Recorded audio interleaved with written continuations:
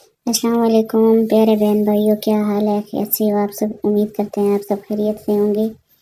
آج کا موضوع ہے دعا کی فضیلت۔ دعا کیا ہے؟ حدیث شریف میں آتا ہے الدعاء مخ العبادہ، دعا عبادت کا مغز ہے، روح ہے، جوہر ہے۔ سنن ترمذی حدیث شریف، سنن ترمذی کی حدیث شریف ہے کہ دعا عبادت کا مغز ہے۔ بعض علماء نے اسے حسن کہا ہے اور بعض نے ضعیف، لیکن مفہوم صحیح احادیث سے ثابت ہے۔ حدیث کی تشریح، مکمل تفصیل۔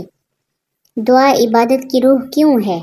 جس طرح جسم میں جان اور دماغ اہم ترین چیزیں ہیں، ویسے ہی عبادت کی جان دعا ہے۔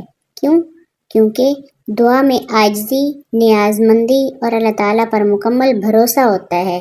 انسان دعا کے ذریعے اپنی محتاجی اور اللہ کی ربوبیت کا اعتراف کرتا ہے۔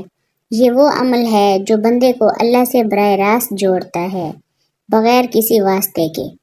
قرآن مجید سے دعا کی اہمیت دیکھتے ہیں کیا ہے۔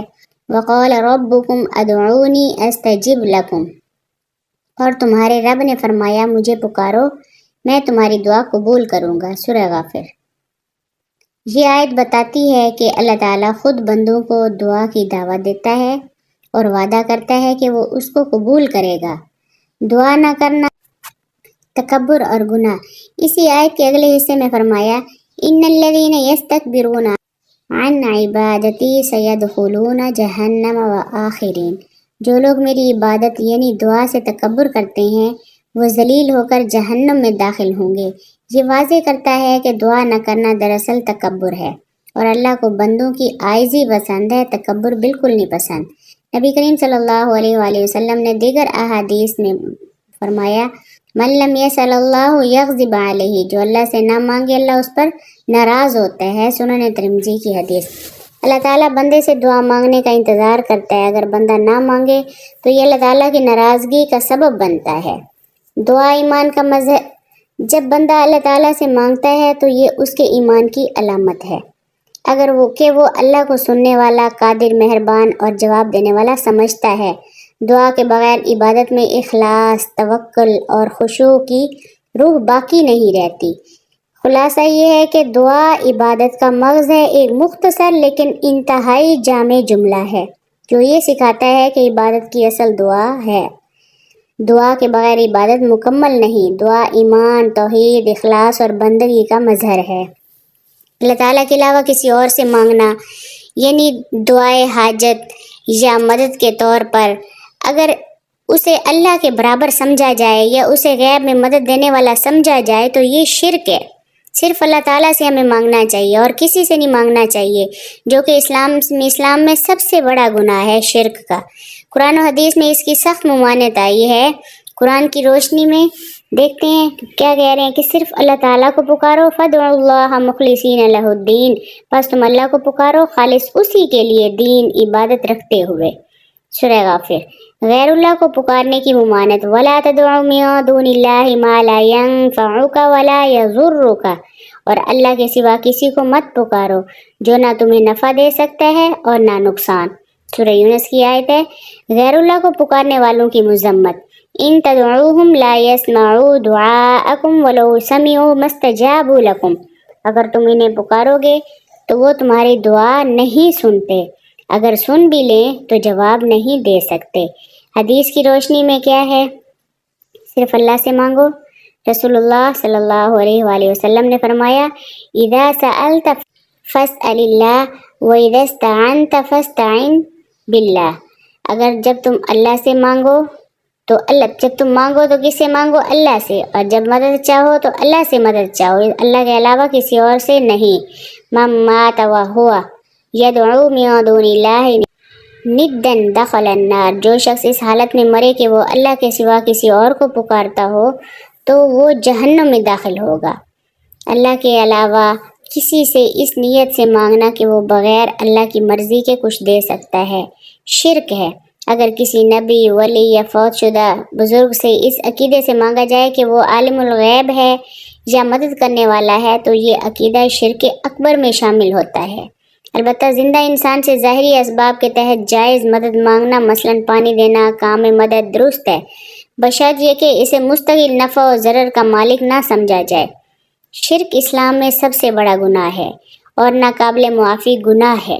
اگر توبہ کے بغیر موت واقع ہو جائے، یہ عقیدہ اور عمل ہے جس میں انسان اللہ کے سوا کسی اور کو شریک ٹھہراتا ہے، چاہے وہ عقیدے میں ہو، عبادت میں ہو، صفات میں ہو یا کسی اور شکل میں ہو۔ شرک کی تعریف دیکھتے ہیں کیا ہے۔ شرک عربی زبان کا لفظ ہے شارکہ، جس کے معنی ہے شریک بنانا۔ اسلامی اصطلاح میں شرک کا مطلب ہے اللہ تعالیٰ کے ساتھ کسی اور کی ذات کو شریک ٹھہرانا۔ صفات افعال، عبادت یا اختیارات میں شریک ٹھہرانا۔ قرآن میں شرک کی ممانعت ہے، سب سے بڑا گناہ ہے۔ ان اللہ لا یغفر ان یشرک بہ ویغفر ما دون ذلک لمن یشاء، بے شک اللہ تعالیٰ شرک کو معاف نہیں کرتا، اس کے علاوہ جو گناہ ہو جائیں سب کی معافی ہے، لیکن شرک کی کوئی معافی نہیں ہے۔ شرک کا انجام کیا ہے؟ انہ من یشرک باللہ فقد حرم اللہ علیہ الجنۃ ومأواہ النار، جس نے اللہ کے ساتھ شریک ٹھہرایا، شرک کیا، اللہ نے اس پر جنت حرام کر دی اور اس کا ٹھکانہ جہنم ہے۔ شرک کی اقسام، شرک کی کتنی قسمیں ہیں؟ شرک اکبر، سب سے بڑا شرک، یہ وہ شرک ہے جو انسان کو اسلام سے خارج کر دیتا ہے۔ مثال کے طور پر کسی اور کو معبود سمجھنا، قبروں سے فریاد کرنا یا نبی ولی کو غیب میں مددگار ماننا، کسی انسان کو اللہ کے اختیارات دینا، مثلا رزق دینے والا، گناہ بخشنے والا، اس لیے یہ صرف اللہ تعالیٰ کی ذات ہے۔ آگے ہے شرک اصغر۔ شرک اصغر کیا ہے؟ چھوٹا شرک۔ یہ عمل انسان کو کافر تو نہیں بناتا، لیکن شرک کی طرف لے جا سکتا ہے اور اعمال ضائع کر دیتا ہے۔ مثال کے طور پہ ریاکاری، یعنی لوگوں کو دکھانے کے لیے نیک عمل کرنا کہ لوگ کہیں کہ یہ بڑا نیک ولی متقی پرہیزگار ہے۔ کسی چیز کی قسم اللہ کے علاوہ کسی اور کے نام کی کھانا، مثلا تمہاری قسم، قرآن کی قسم، حدیث کی قسم، تو یہ سب کیا ہے؟ غلط ہے۔ تم پر سب سے زیادہ جس چیز کا خوف رکھتا ہوں وہ شرک اصغر ہے۔ صحابہ کرام نے پوچھا وہ کیا ہے؟ فرمایا ریاکاری۔ میں شرک کی صورتیں عبادت میں بیان کرتے ہیں کہ دعا اللہ تعالیٰ کے سوا کسی سے غیبی مدد مانگنا، سجدے میں، سجدہ مطلب کہ کسی قبر یا انسان کو سجدہ کرنا، اللہ کے سوا کسی کے نام پر منت ماننا، تعویذ و جادو، یہ عقیدہ رکھنا کہ اللہ کے سوا کوئی اور قدرت رکھتا ہے، اللہ کے سوا کسی سے آخرت یا غیب میں فائدہ یا نقصان کی امید یا خوف رکھنا۔ قرآن و سنت کا علم حاصل کریں، ہر عمل صرف اللہ تعالیٰ کے لیے کریں، نیت کو خالص رکھیں، یہ ہر وقت توحید پر ایمان کو تازہ رکھتے ہیں۔ دعا کرتے ہیں اللہ تعالیٰ سے، اللہ تعالیٰ ہمیں شرک سے بچائے اور اس پر عمل کرنے کی توفیق عطا فرمائے۔ امید کرتے ہیں آپ کو ویڈیو پسند آئی ہوگی، اگر پسند آئے تو پلیز اسے لائک اور سبسکرائب کر دیجئے۔ ملتے ہیں کل ایک نئی ویڈیو کے ساتھ، تب تک کے لیے اللہ حافظ۔